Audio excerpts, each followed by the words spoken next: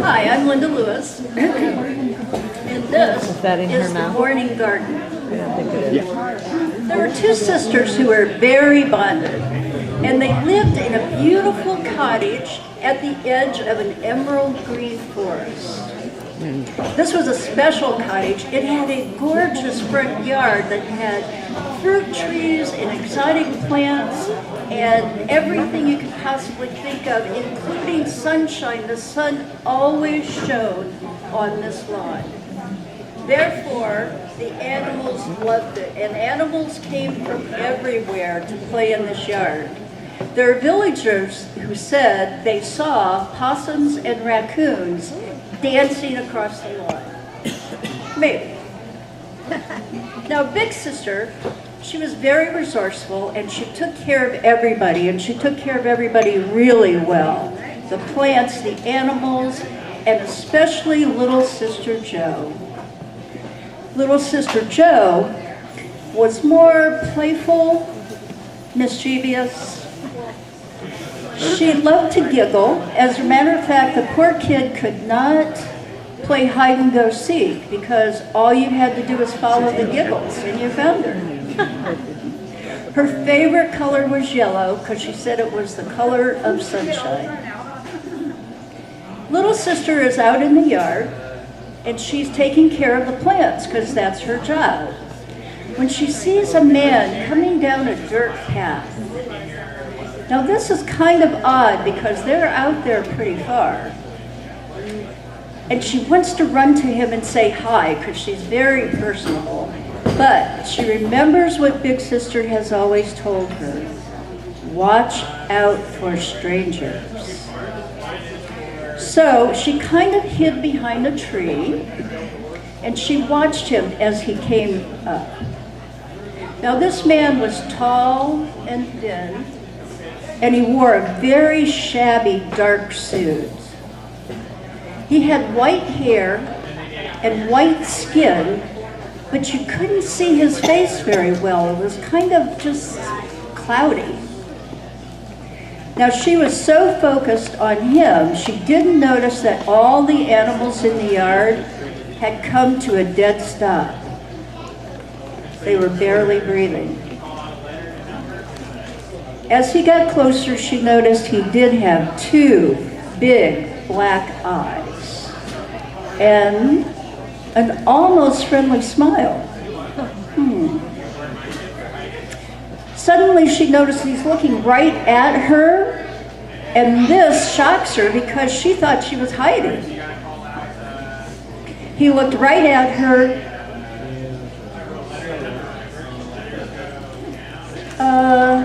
No, I better not. He looked at her again. But this time, he reached into his pocket and he pulled out a kitten. A beautiful, tiny calico kitten. And it had a yellow ribbon around its neck. She's mesmerized. For me? Is it for me?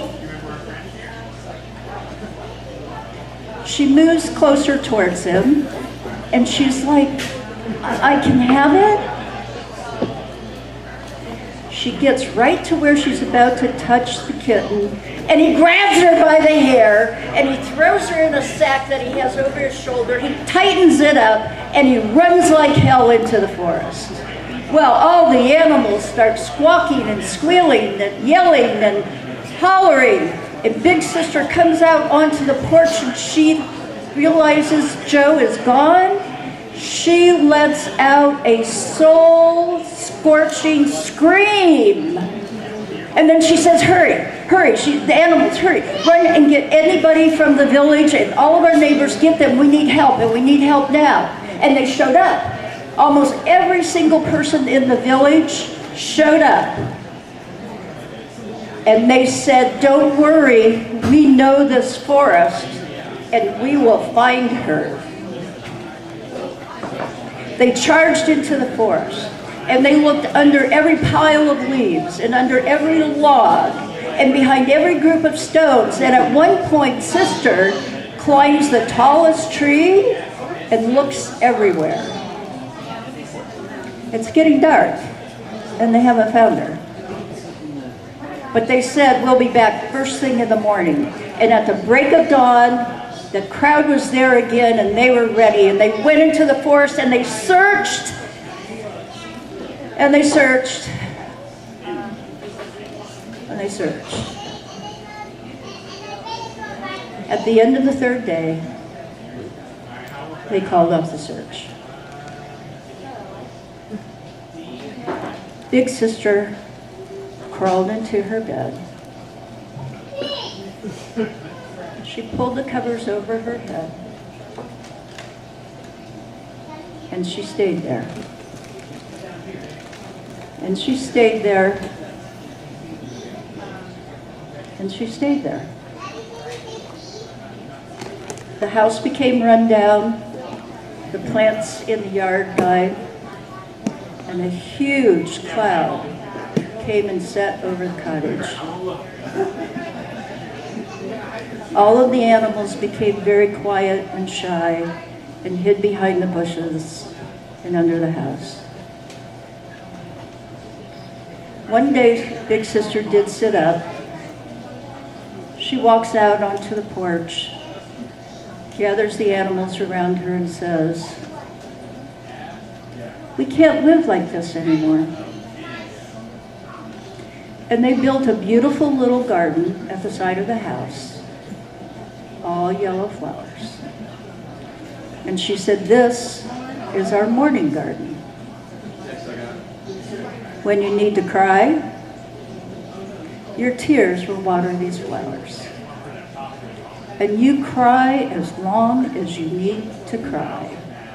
But then you have to go and live your life." And that's what they did.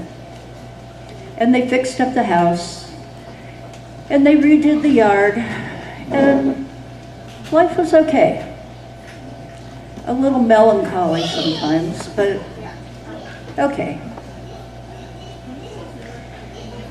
Big Sister was wandering in the forest one day. Now she did it just to receive healing from nature. When she saw out of the corner of her eye a beautiful little yellow butterfly.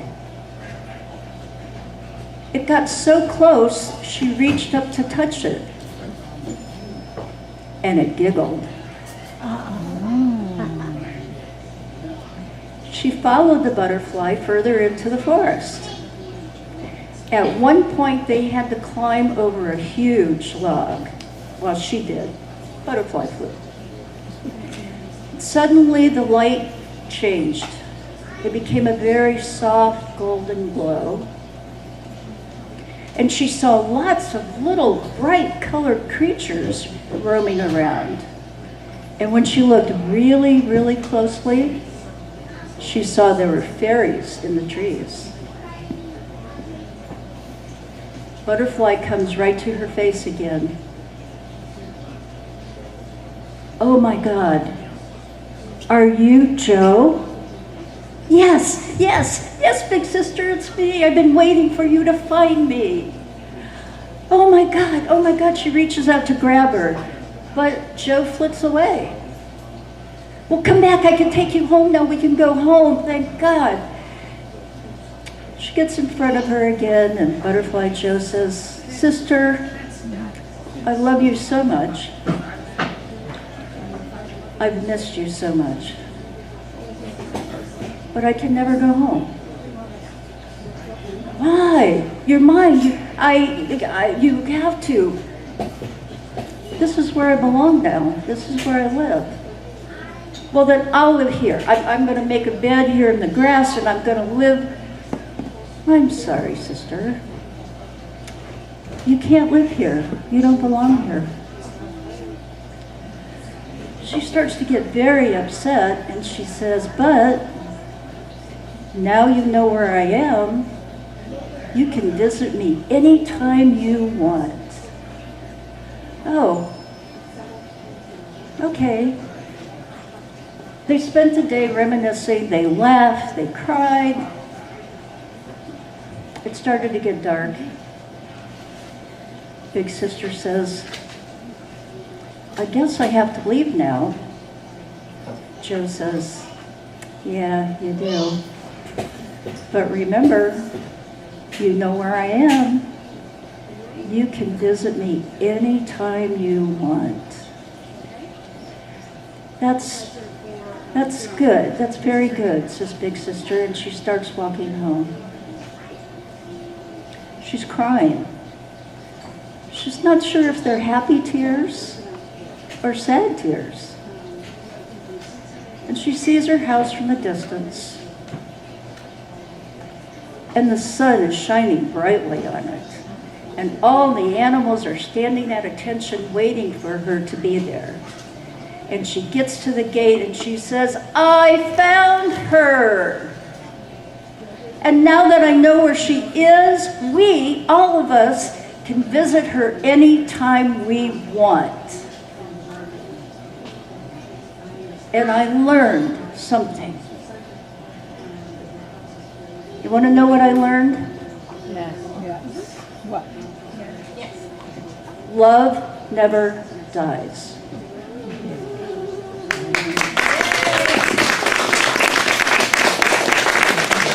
By the way, that was an original fairy tale, and I have dedicated to my little sister, who I lost very young. Aww.